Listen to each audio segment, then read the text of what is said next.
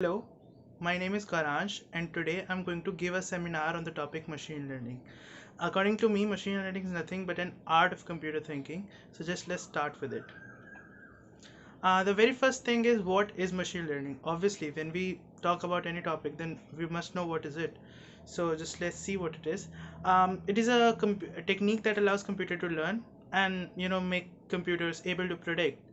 Also, if we go to a formal definition, then we can say machine learning is nothing but an art of computer science that uses statistical techniques to give computers ability to learn with data and without being explicitly programmed.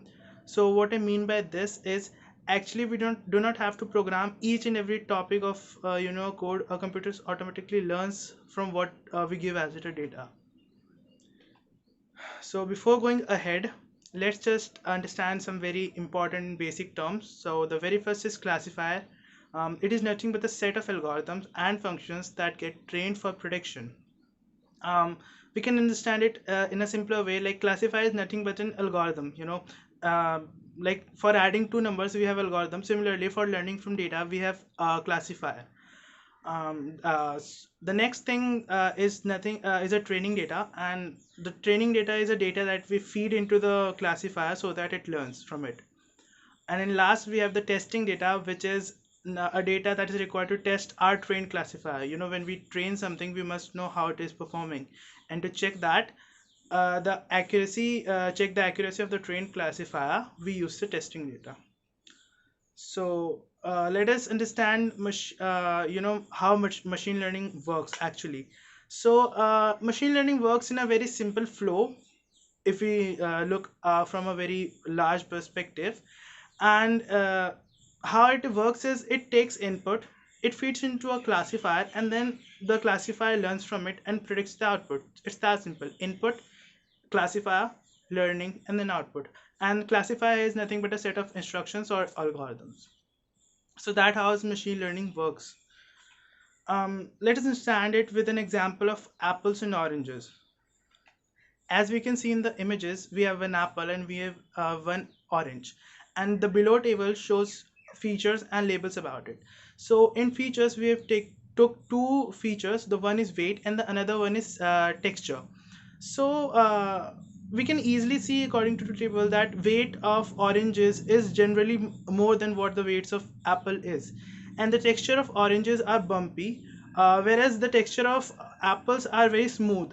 So if we give these features to a classifying algorithm, it will learn that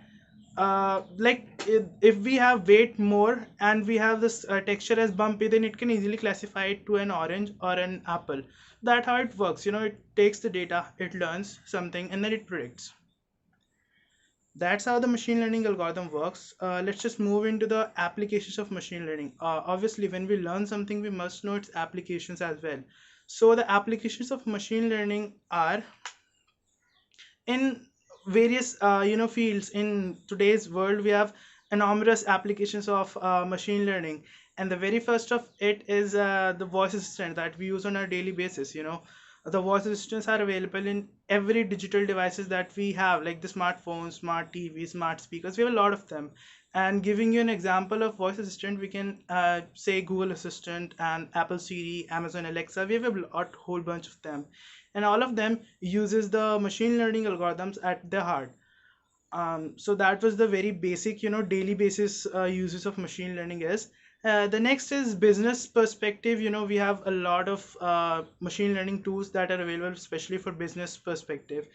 And a simple example of business perspective is smart stock market prediction. So we can, use machine learning to predict the stock market pricing of the near future by using some algorithm, the previous data. We can easily predict what should be the next thing. And the next we have is scientific research. We can predict the weather, and in healthcare as well, we can use these AI algorithms to diagnose the diseases. So before ending, let's just take a look at some important library and modules for machine learning. The very first is TensorFlow. It is developed by none other than Google, and it was open sourced in 2013. The next one is scikit-learn, which is yet very useful library, and it is absolute great for the beginners. And in last we have Keras. So Keras is nothing but an wrapper API over TensorFlow, and it just makes easier to program rather than programming in raw TensorFlow. So these are some very famous and important libraries about machine learning. And that's it for today. Hope you enjoyed it. Thank you.